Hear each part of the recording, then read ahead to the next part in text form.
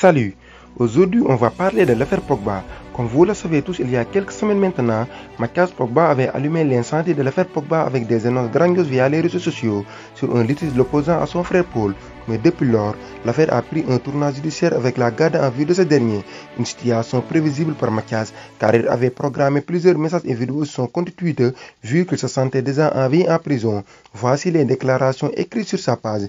Si vous lisez ce message, c'est que mon frère aura fait son travail d'envoi automatique. Ça signifie aussi que je ne suis plus en liberté, soit du fait des hommes de main de mon frère, soit du fait de la police. Donc les plaintes calomnieuses pour me faire taire auront marché.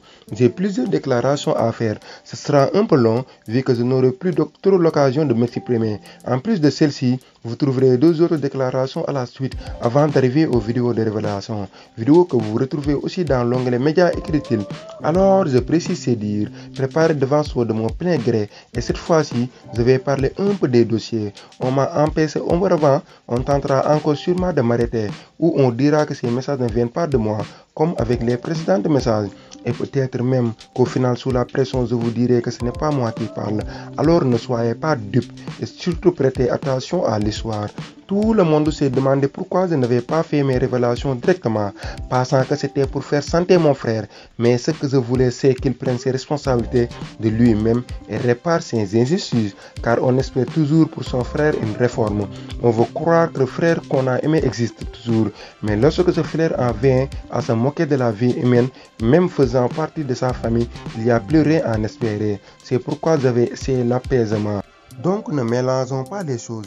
La pression sur un innocent pour obtenir quelque chose est du chantage. Et je n'entends rien de mon frère depuis longtemps.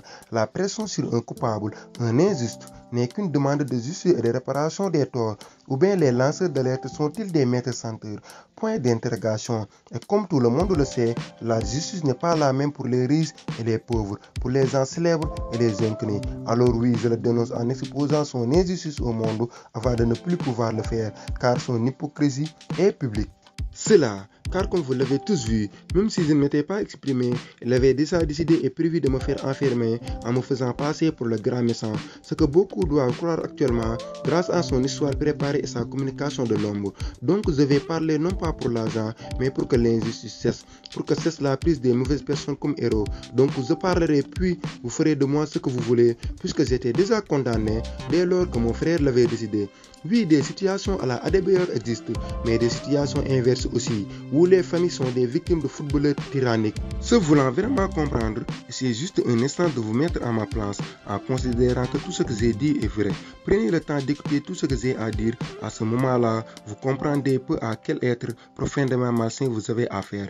Quelqu'un prêt à utiliser l'histoire de vraies victimes pour se faire passer en victime. Une personne prête à marcher sur tout et tout le monde sur sa famille pour son plaisir, son image et sa réussite.